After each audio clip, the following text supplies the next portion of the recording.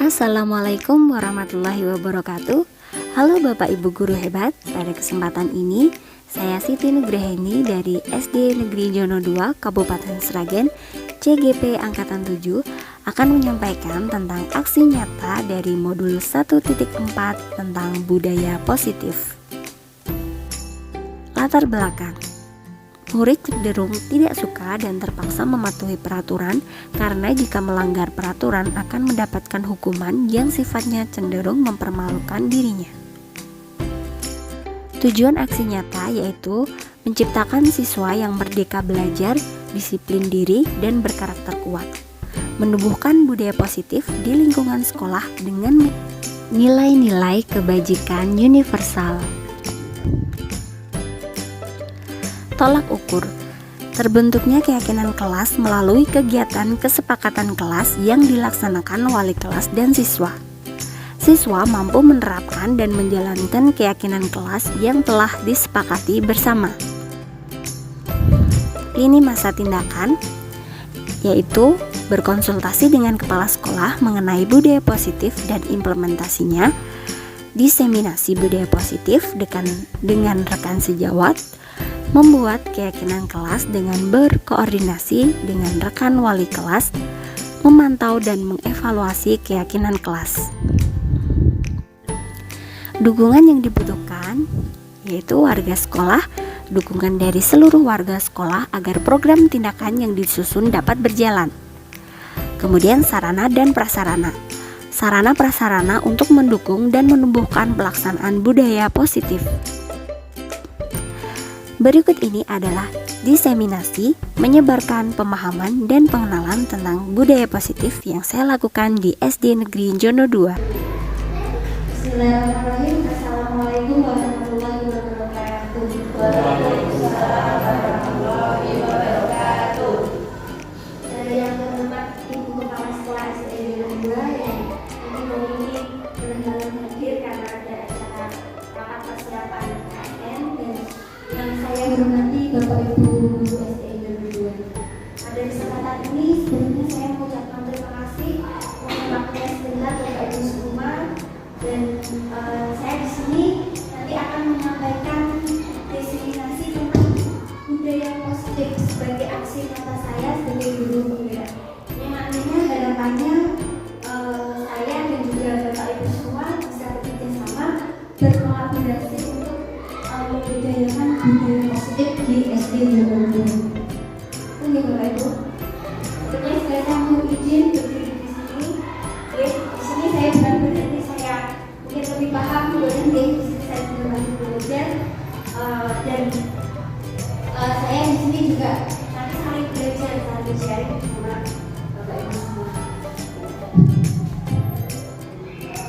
Sebelumnya biar tambah semangat Bapak Ibu, saya punya jargon. Nanti kalau saya bilang guru bergerak, pendidikan maju, oke? Guru bergerak, pendidikan maju. Boleh apa Mbak? Oh iya. Guru bergerak, pendidikan maju. Ya luar biasa. Tepuk tangan semuanya. Ya. Di sini saya menyampaikan tentang budaya positif. Nah, nanti Bapak Ibu kita akan belajar tentang budaya positif. Ada 7 poin di sini. Yang pertama ada perubahan paradigma belajar, disiplin positif, motivasi perilaku manusia, kebutuhan dasar manusia, posisi kontrol, resolusi, yang keenam keyakinan kelas, dan yang ketujuh digitalisasi. Yang pertama yaitu pembelajaran dengan paradigma baru. Jadi pembelajaran dengan paradigma baru itu apa sih? Jadi pembelajaran yang dirancang berdasarkan prinsip pembelajaran yang berdiferensiasi, sehingga setiap siswa belajar sesuai dengan kebutuhan dari tahap perkembangannya untuk mewujudkan profil pelajar Pancasila. Profil pelajar Pancasila seperti kita ketahui Bapak Ibu di kurikulum Merdeka, yang pertama itu menciptakan siswa yang beriman, bertakwa kepada Tuhan Yang Maha Esa, dan berakhlak mulia.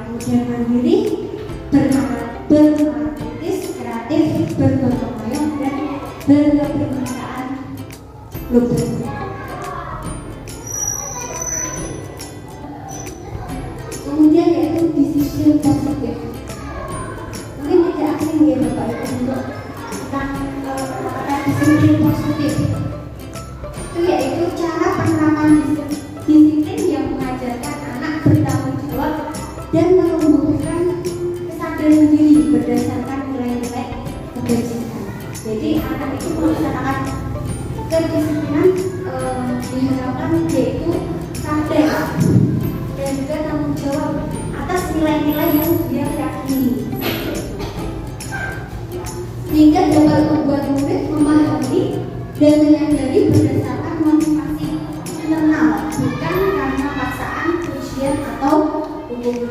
Mungkin saat ini kita bisa ketahui Bapak Ibu, mungkin kita masih di tahap karena itu disiplin untuk mungkin karena ada sebuah hukuman, nanti saya kalau tidak melakukan ini nanti saya terkena hukuman ini seperti ini. Nanti PR bagi kita Bapak Ibu supaya kita bagaimana menciptakan disiplin positif ke anak, tapi karena memang anak itu yakin dan tanggung jawab akan nilai-nilai yang diyakininya, sehingga bisa membudayakan karakter disiplin positif.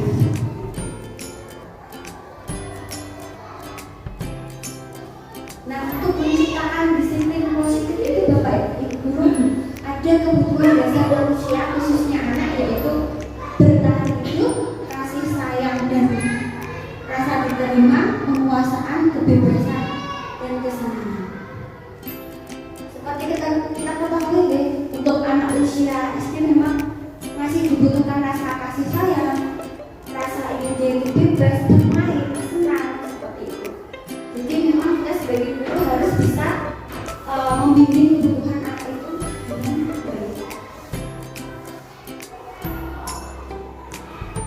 Nah, kemudian yaitu motivasi perilaku manusia, yaitu dorongan yang timbul pada diri seseorang secara sadar atau tidak sadar untuk melakukan tindakan dengan tujuan tertentu. Tujuannya apa? Ada yang untuk menghindari hukuman, ada juga untuk mendapatkan imbalan atau penghargaan dari orang lain, dan kemudian untuk menjadi orang yang mereka inginkan dan menghargai diri sendiri dengan nilai-nilai yang mereka punya.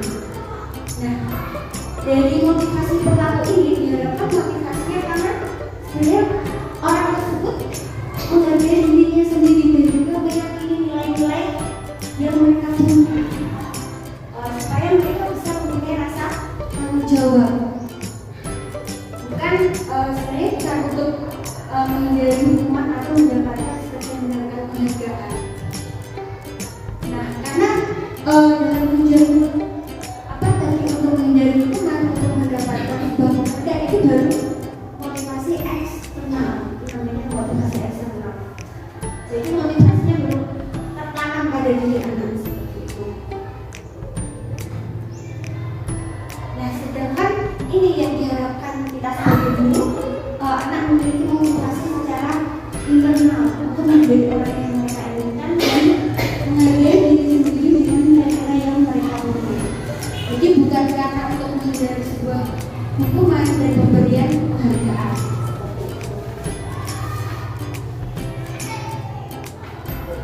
Kemudian yaitu konsep disiplin dengan identitas diri.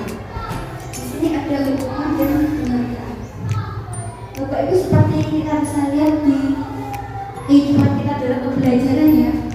Mungkin saya sendiri juga masih kadang berikan anak sebuah hukuman ya, atau juga penghargaan. Tapi ternyata di sini ada poin-poin di mana ternyata kalau hukuman itu sebenarnya bisa menyakitkan dan anak merasa tidak nyaman, anak merasa takut, memaksa, dan juga murid menjadi tidak diri. Misalkan mungkin anak melakukan hukuman, maksudnya melakukan masalah, misalkan datang terlambat, kita bisa memberikan hukuman, misalkan nanti kalau kamu terlambat nanti guru kasih hukuman, kamu nanti menuliskan saya tidak akan mengulangi lagi sama 10 kali atau 20 kali ya.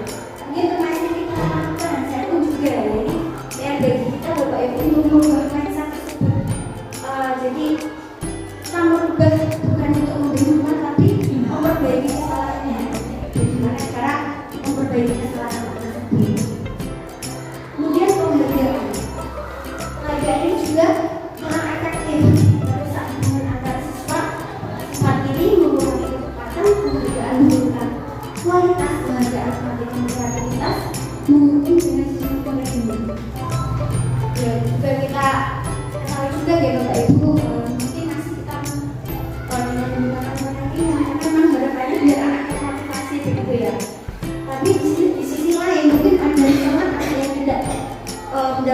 anaknya juga kadang bersifat rendah diri, bahwa tidak mendapatkan ranking yang kurang merasa kurang pintar seperti itu.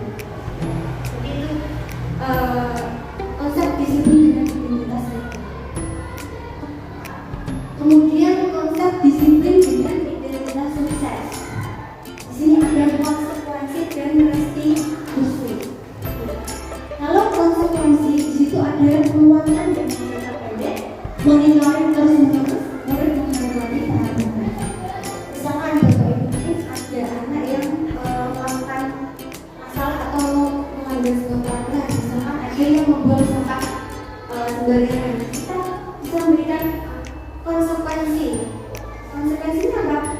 Oh, kalau anak itu misalnya buang sampah di kelas, misalnya di ruang pojok meja, jadi dia konsekuensinya dia juga harus membersihkan sampah tersebut seperti itu. Mungkin bukan kita beri hukuman dia, misalkan menulis berapa kali seperti itu, jadi diberikan hukuman, dia bukan berikan sebuah solusi. Kemudian restitusi itu adalah proses menciptakan kondisi bagi murid untuk memperbaiki kesalahan mereka. Nah, ini anak-anak yang mungkin kita pelajari saat ini, yaitu restitusi ya Bapak Ibu. Nah, jadi masalahnya itu terpecahkan, murid belajar bertanggung jawab, fokus pemecahan masalah jangka panjang, murid membekali dirinya dan orang lain. Jadi kalau restitusi ini memang ini Bapak Ibu tidak bersifat instan.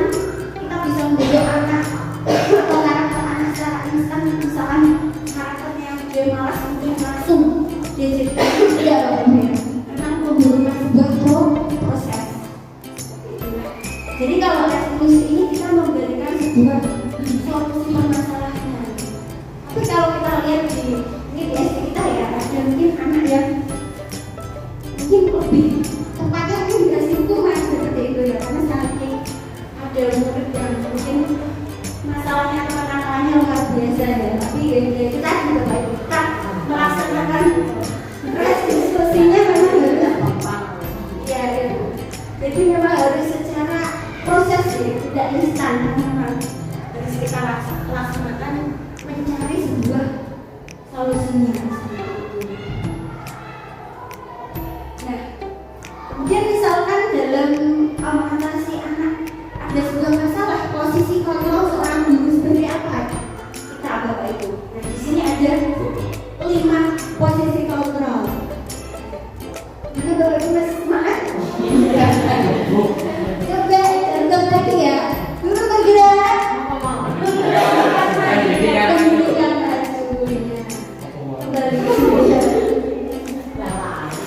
Ya, jadi di sini kembali ke sini ya Bapak Ibu. Posisi kontrol seorang guru ada 5: pengukur, teman, pembuat merasa bersalah, pemantau, manajer. Nah, menurut Bapak Ibu kita ini sedang berada di posisi mana ya? Iya kan? Iya. Sama mungkin kemarin saya juga menjadi pembunuh teman ya. Tapi setelah mempelajari modul ini, ya, ini yang paling baik itu manajer Bapak Ibu. Tapi ya itu tadi memang harus proses ya, karena iya sulit ya, harus tadi membudayakan sebuah karakter seperti itu. Mungkin ada kalanya kita memakai ya, mungkin ada kalanya kita memakai kita sebagai hukum atau sebagai pemantau, ada kalanya kita memakai itu tergantung situasi dan ini ya. Tapi baiknya memang idealnya kita sebagai manajer. Kalau pembuka bagaimana? Nah, ini biasanya mungkin bisa menggunakan fisik atau verbal. Salah fisik atau verbal ada yang fisik deh.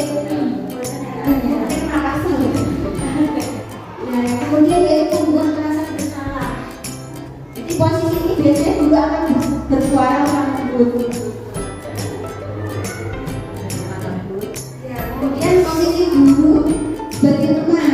Ini sebagai teman biasanya bahasanya juga menyesuaikan sebagai teman gitu ya, bersifat persuasi, mengajak. Kemudian memantau yaitu berdasarkan pada peraturan dan konsekuensi. Kemudian manajer ini Bapak, jadi guru berbuat sesuatu dan mendukung murid agar dapat menemukan solusi atas permasalahannya. Contoh penerapan 5 posisi kontrol. Coba Bapak Ibu, misalkan di sini ada kasus terdapat siswa yang tidak memakai atribut lengkap saat upacara hari Senin. Misalkan kita dalam menangani siswa tersebut menggunakan kata-kata seperti ini: patuhi aturan sekolah, awas nanti kamu mendapatkan hukuman. Ayo senang berdiri dua berdiri satu. Kira-kira posisi kontrol seperti apa Bapak? Nanti ada pemantau, penghukum, penghukum, iya. Memang pasti belajar ya Bapak Ibu ya. Mungkin ada kalanya tadi penghukum bisa kita gunakan karena memang mungkin ada siswa yang luar biasa tapi ya kenakalannya ya. Tapi ya itu kita belajar sebagai manajer. Nanti kita akan belajar Bapak Ibu bagaimana tahap-tahapannya sebagai manajer itu seperti apa seperti itu. Nah ini Bapak Ibu coba sudah berapa kali Ibu Guru bilang Ibu kecewa dengan bantuan tamunan. Sebagai apa? Membuat rasa bersalah, membuat rasa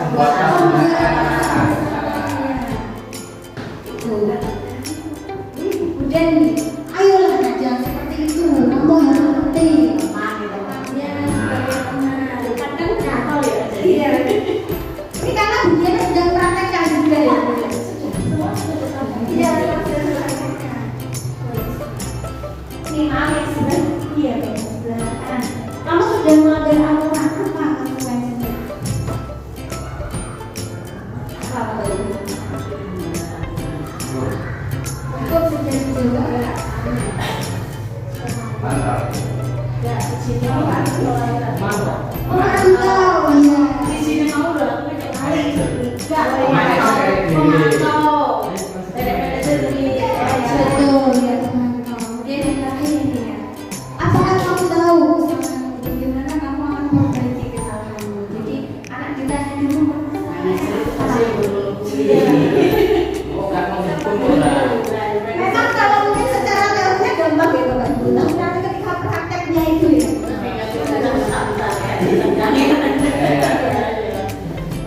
Coba tunjukkan kesalahanmu. Iya. Memang ya itu Bapak Ibu PR dan bagaimana membudayakan karakter positif seperti itu. Iya, memang harus ada instan sulit ya.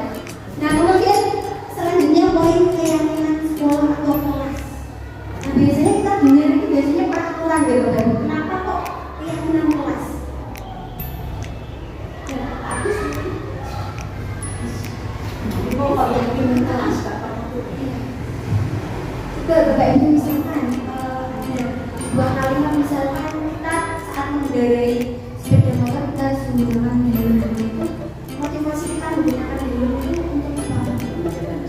Iya, keselamatan. Itu kan berarti ya kan untuk keselamatan ya berarti keyakinan Ya, kita keyakinan saya kita juga diantisipasi dulu iya sebelum terjadi. ya Pak. Keyakinan itu kemungkinan kita sudah mantap dulu untuk ngomong apa yang harus kita lakukan untuk jumlahnya. Tidak ada terpaku dalam peraturan, ada peraturan tapi keyakinan dari kita sendiri. Ya, luar biasa banget.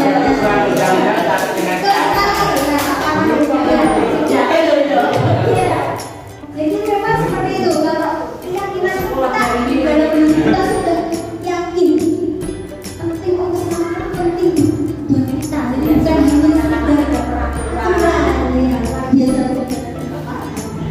Nah ini jadi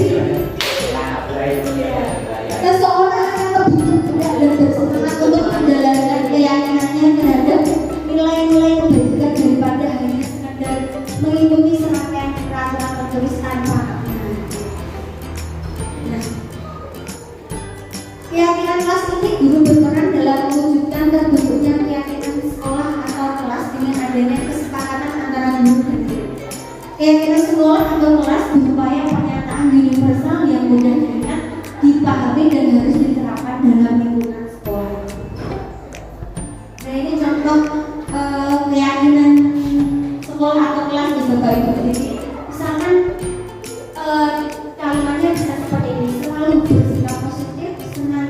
menjadi diri terbaik, percaya dan menghormati orang lain, berkomitmen setiap tugas menjaga kebersihan seperti itu. Nah, nanti kita bisa praktekkan di kelas kita masing-masing seperti ini Bapak Ibu. Nanti anak-anak berdiskusi, diberikan sebuah kertas dan mereka nanti bisa menuliskan keyakinan kelas apa, pendapat mereka apa saja. Nanti semua menulis. Kemudian dari pendapat mereka yang mereka tulis di kertas itu nanti bisa ditempel di papan tulis. Kemudian nanti dari pendapat-pendapat dari anak-anak kita bisa pilih sortir mana yang ini sama, yang sama. Nah, nanti kita bersama anak-anak menyepakati keyakinan kelas yang telah dibuat berdasarkan diskusi kelas. Jadi nanti untuk judulnya pun juga keyakinan kelas, misalnya ini ya Bapak, keyakinan kelas 5 seperti judul bulan pertama. Mungkin biasanya kan Bapak Ibu sudah melaksanakannya.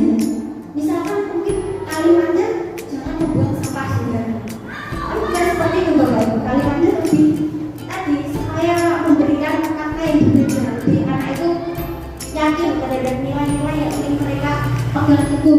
Misalkan nanti jangan membuang sampah, tapi kita ubah menjaga kebersihan kelas. Bisa kita praktekkan ya Bapak Ibu? Bisa Bu. Ya, ini saya juga belajar ya Bapak Ibu. Kita sama-sama.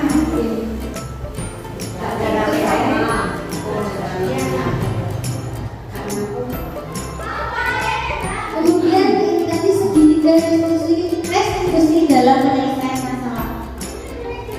Dalam menyelesaikan masalah ini kalau menurut teori ada yang namanya segitiga restitusi. Jadi guru berperan sebagai manajer.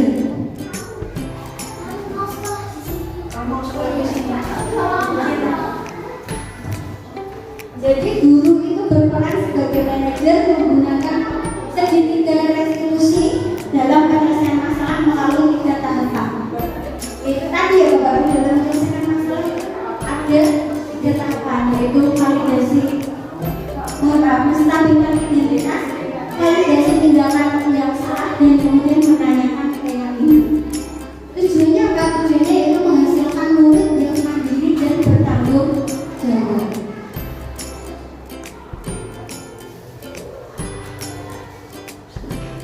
Nah, ini tadi tahapan segitiga restitusi tadi. Nah, kemudian tadi yang tahap pertama menstabilkan identitas. Itu berdasarkan prinsip membuat kesalahan adalah bagian dari proses pembelajaran. Jadi yang namanya anak membuat salah itu merupakan proses pembelajaran untuk pembelajaran untuk anak. Nah, nanti bagaimana kita memberikan stimulus respon pada anak terhadap kesalahannya itu untuk kita perbaiki. Kemudian menggeser identitas gagal ke identitas sukses. Nah, bagaimana kita memberikan pernyataan-pernyataan terhadap anak dalam tahap menstabilkan identitas ini? Misalkan dengan kalimat tidak ada manusia yang sempurna. Saya juga pernah melakukan kesalahan itu. Kita bisa menyelesaikan ini. Bapak Ibu tidak akan mencari siapa yang salah, tapi Bapak Ibu ingin mencari solusi dari permasalahan ini. Itu dari tahap menstabilkan identitas. Oke, untuk bagian yang Bapak.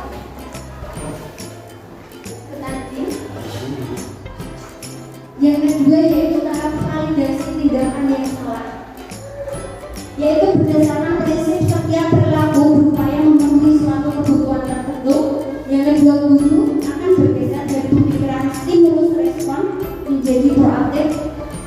Kemudian kalimat yang mungkin bisa kita sampaikan kepada anak, itu kalimat yang bisa diberikan yaitu kamu pasti punya alasan mengapa melakukan hal itu. Kamu boleh mempertanyakan sikap itu, tapi kamu harus menambah sikap yang baru. Kemudian tahap yang ketiga yang terakhir yaitu menanyakan keyakinan. Murid akan diberikan pernyataan-pernyataan bermakna untuk memunculkan motivasi intrinsik. Kalimat-kalimat yang bisa diberikan kepada anak yaitu apa keyakinan kelas yang kita percayai, apa nilai-nilai yang mungkin kita sepakati, dan apa keyakinan kita tentang kelas yang ideal itu seperti apa.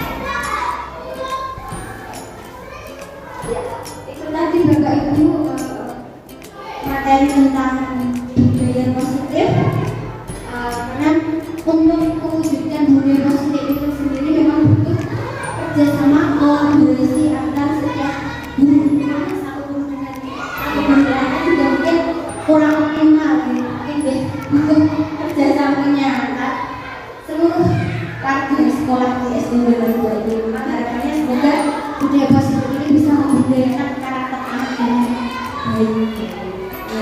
Mungkin itu Bapak Ibu, terima kasih. Mungkin ada pertanyaan, tanggapan, boleh monggo.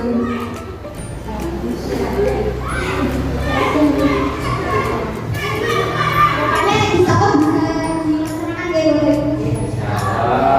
Terima kasih. Mungkin itu dari saya. Mohon maaf apabila salah kata atau perbuatan yang saya menyampaikan salah kata. Dan terima kasih yang sebaik-baiknya atas waktu yang diberikan kepada Ibu semua. Jadi saya tutup. Assalamualaikum warahmatullahi wabarakatuh. Waalaikumsalam warahmatullahi wabarakatuh. Ini adalah penerapan segitiga restitusi dalam pemecahan masalah murid di sekolah. Segitiga restitusi merupakan suatu proses dialog yang dijalankan guru atau orang tua agar dapat menghasilkan murid yang mandiri dan tanggung jawab dari sebuah permasalahan yang mereka lakukan. Tahapan segitiga restitusi yang pertama, menstabilkan identitas, yang kedua, validasi tindakan yang salah, yang ketiga, menanyakan keyakinan. Menstabilkan identitas berdasarkan prinsip membuat kesalahan adalah bagian dari proses pembelajaran, sehingga menggeser identitas gagal ke identitas sukses. Yang kedua, validasi tindakan yang salah merupakan atau berdasarkan prinsip setiap perilaku berupaya memenuhi suatu kebutuhan tertentu. Guru akan bergeser dari pemikiran stimulus respon menjadi proaktif. Mengenali dan mengakui kebutuhan murid akan memperbaiki hubungan dengan murid. Menanyakan keyakinan. Murid akan diberikan pertanyaan-pertanyaan bermakna untuk memunculkan motivasi intrinsik, sehingga mampu mengaitkan keyakinannya dengan tindakan yang salah. Kasus pertama yaitu pada saat jam pelajaran berlangsung, ada siswa yang bernama Sophie makan di kelas.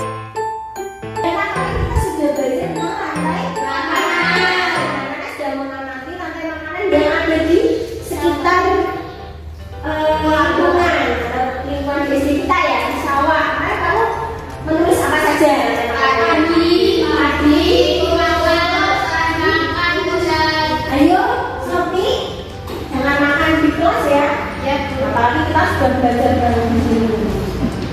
Ya, dimasukkan dulu, makanya nanti deh. Sophie tahu kenapa Bu dipanggil di sini? Ya Bu, karena saya makan saat jam pelajaran. Iya, makan saat jam pelajaran itu perbuatan yang benar atau salah? Salah Bu. Iya, salah. Kalau Bu ini tahu makan itu sebenarnya memang kebutuhan manusia ya. Ketika kita lapar, kita ingin makan.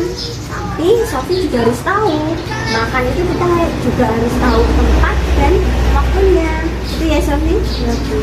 Sophie tadi makan di kelas saat pelajaran berlangsung, pasti lapar ya tadi? Ya Bu, saya sangat lapar. Memangnya Sophie di rumah belum sarapan? Belum Bu. Kenapa Sophie kok sampai belum sarapan di rumah? Karena saya tergesa-gesa, sudah mau jam 7 juga. Oh, berarti Sophie lapar, terus Sophie makan di kelas karena di rumah belum sempat sarapan ya? Ya Terus Bu. tergesa-gesa. Ya, Sophie masih ingat dengan keyakinan kelas yang kita buat bersama? Masih Bu. Iya, coba Sophie sebutkan keyakinan kelas apa saja yang sudah kita buat bersama. Datang tepat waktu, menjaga kebersihan, dan tidak boleh makan saat pelajaran berlangsung. Iya, bagus. Nah, perbuatan Sophie tadi sudah sesuai belum sama keyakinan kelas yang kita buat? Belum Bu. Ya, berarti Sophie sudah Melanggar. Iya, Sophie sudah melanggar. Tapi Bu ini tidak akan menghakimi Sophie Tapi di sini Sofi dan Bu ini akan mencari solusinya ya agar Sofi besok tidak akan melakukan kesalahannya. Nah, sekarang Bu ini bertanya, bagaimana cara Sofi untuk memperbaiki kesalahan Sofi? Saya tidak akan makan saat pelajaran berlangsung dan saya akan sarapan terlebih dahulu. Dan saya akan datang tepat waktu. Iya, bagus. Nah, kira-kira kapan Sofi akan melakukan hal-hal yang Sofi sebutkan tadi? Insya Allah mulai besok, Bu. Iya, alhamdulillah. Semoga Sofi tidak akan mengulanginya lagi dan Sofi menjadi anak yang taat aturan, disiplin dan juga tanggung jawab. Ya, Bu. Terima kasih Sofi. Ya, Bu. 2. Pada hari Kamis, pelajaran tema 5 tentang ekosistem, ada seorang peserta didik bernama Husna terlambat datang ke sekolah.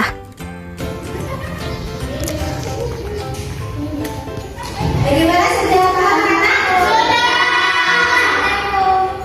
Waalaikumsalam. Maaf Bu, saya Iya, ini jam berapa? jam 7:30. Iya, saya sudah terlambat ya. Bisa jangan mulai lagi ya. Nah, kalian duduk, kita belajar bersama. Husna tahu kenapa Husna dipanggil duduk bersama di sini? Ya, Bu tahu karena saya tahu. Iya. Husna masih ingat nggak tentang keyakinan kelas yang kita buat? Ya, Bu, tentang waktu. Iya. Jadi Husna sudah melanggar ya. Jadi tahu setiap orang itu pasti punya salah. Husna pernah terlambat, Bu ini juga pernah terlambat ke sekolah. Tapi di sini Bu ini tidak menyalahkan Husna. Kita duduk bersama di sini mencari solusi untuk memperbaiki kesalahan Husna agar besok Husna tidak terlambat lagi di sekolah. Ya, Husna pasti punya alasan ya kenapa Husna bisa terlambat sekolah. ya Bu, tadi kita tahu Ya, kenapa Husna bisa sampai terlambat sekolah? saya tidurnya lalu malam main HP Bu, jadi tidurnya terlambat. Oh, jadi Husna terlambat karena Husna bangunnya kesiangan. Terus tadi kakak main HP ya? Iya, Bu. Iya. Husna kira-kira datang terlambat ke sekolah itu sudah sesuai dengan keyakinan kelas kita belum? Belum sesuai Bu, saya sudah tanya. Iya. Nah, Husna sudah melanggar. Kira-kira hal apa saja yang bisa dilakukan Husna untuk memperbaiki kesalahan Husna yaitu terlambat sekolah. Jadi besok Husna bisa datang tepat. Bangun lebih awal, tidak tidur lalu malam, dan mengurangi main HP. Saya bisa memakai alarm agar bisa bangun pagi. Iya, bagus, alhamdulillah. Nah, kira-kira kapan Husna mau mulai hal yang Husna sebutkan tadi? Iya, terima kasih. Bagus, terima kasih Husna. Semoga Husna besok bisa lebih baik lagi, bisa datang lebih awal. Dan juga Husna menjadi anak yang tertib aturan dan juga mandiri, disiplin, tanggung jawab. Ya, Husna. Berikut ini adalah penyusunan keyakinan kelas di kelas 5 SDN Jono 2. Assalamualaikum warahmatullahi wabarakatuh.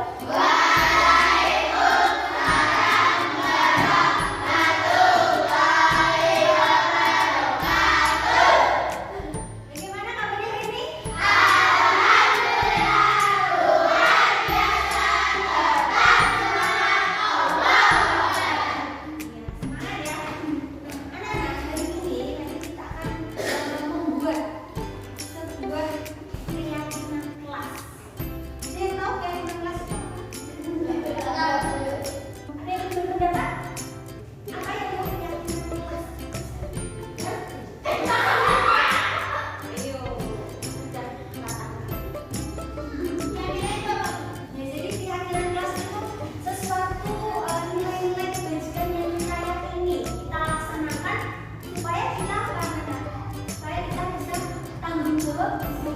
Atas apa yang kita yakini nilai-nilainya itu. Jadi seperti peraturan.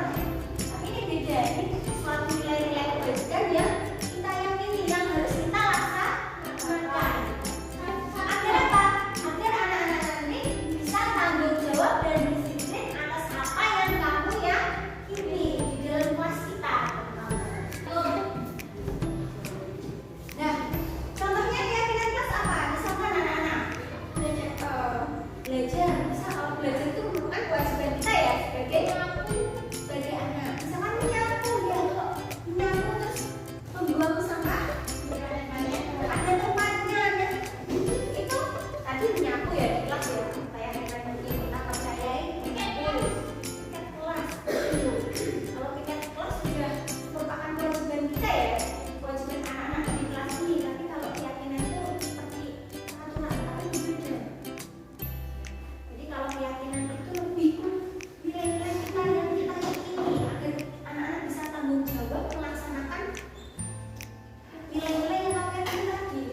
Tadi dia berpendapat, contohnya menyapu ya bagus. Terus tadi Sofi membuang sampah pada tempatnya ya. Nah, itu bisa kita rangkai sebuah kalimat menjadi sebuah kalimat keyakinan kelas, bisa menjadi menjaga kebersihan kelas.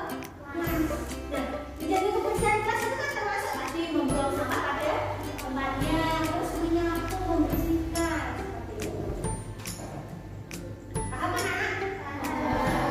Nah, sekarang Bumi ini mempunyai sebuah satu dua penulisnya.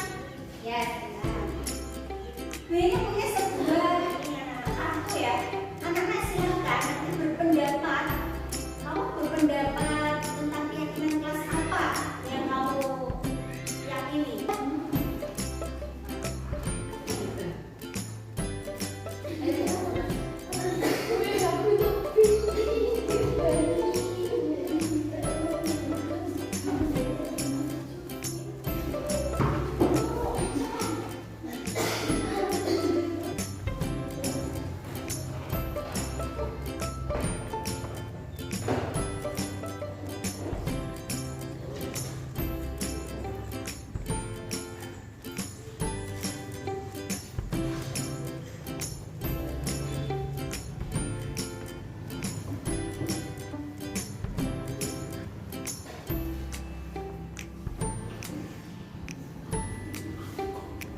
Ini boleh besar semua. Boleh. Tulisan.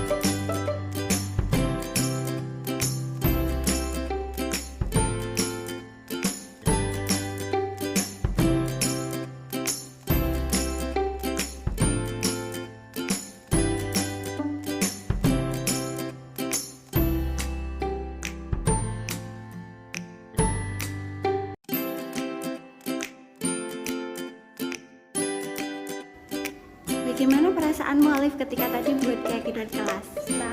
Senang. Terus apa sih manfaatnya kamu membuat keyakinan kelas, kemudian nanti kamu melaksanakan keyakinan kelas yang kita buat bersama-sama? Tujuannya? Ya. Yoga, bagaimana perasaanmu tadi sudah membuat keyakinan kelas? Senang. Yoga, apa sih tujuan dari keyakinan kelas itu? Supaya apa? Yoga, apa sih tujuan dari keyakinan kelas itu? Supaya apa?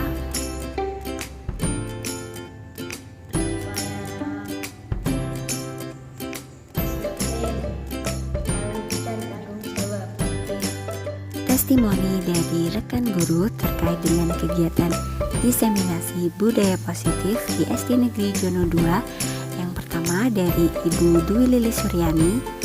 Guru termotivasi untuk dapat menerapkan budaya positif di lingkungan sekolah karena dalam penerapannya membutuhkan suatu proses, bukan hal yang instan.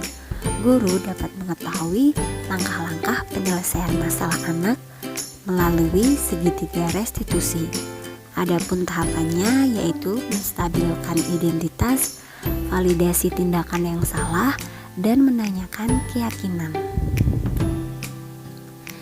Testimoni yang kedua dari Bapak Agus Prasetyo.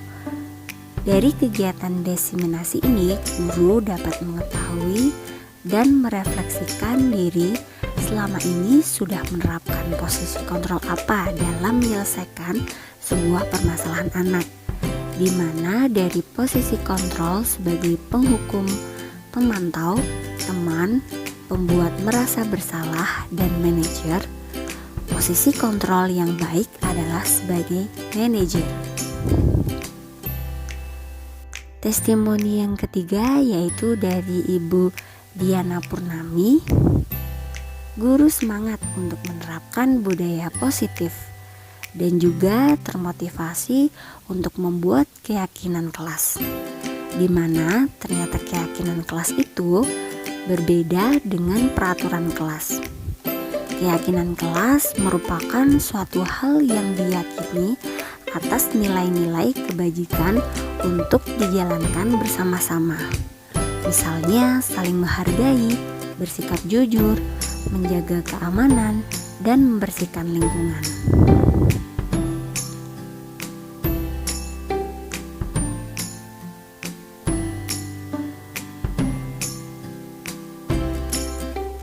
Refleksi. Pelaksanaan diseminasi atau penyebaran pemahaman kepada rekan guru dilakukan pada tanggal 31 Januari 2023 di SD Negeri Jono II, Kabupaten Sragen. Terdapat 8 guru yang mengikuti kegiatan diseminasi ini. Pembuatan keyakinan kelas bersama dengan murid kelas 5 saya lakukan pada tanggal 10 Januari 2023. Murid-murid sangat antusias dan bersemangat dalam membuat keyakinan kelas. Perasaan saya setelah melakukan aksi nyata ini, saya menjadi sangat bersemangat dalam melakukan perubahan ke arah yang lebih baik, terutama menerapkan konsep-konsep inti dalam budaya positif di SD Negeri Jono II. Rencana perbaikan untuk implementasi ke depan. Rencana perbaikan yang pertama, selalu melakukan evaluasi secara berkala. Kedua, terus meningkatkan koordinasi dengan semua pihak di lingkungan sekolah. Yang ketiga, terus meminimalisir kekurangan-kekurangan yang ada. Yang keempat, terus meningkatkan ilmu pengetahuan yang berkaitan dengan budaya positif.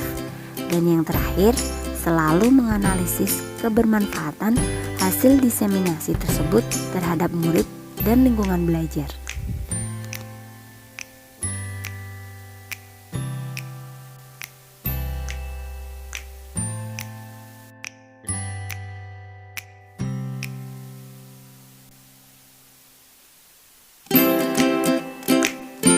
Demikian Bapak Ibu atas aksi nyata yang telah saya lakukan di SD Negeri Jono II. Terima kasih, salam guru hebat. Wassalamualaikum warahmatullahi wabarakatuh.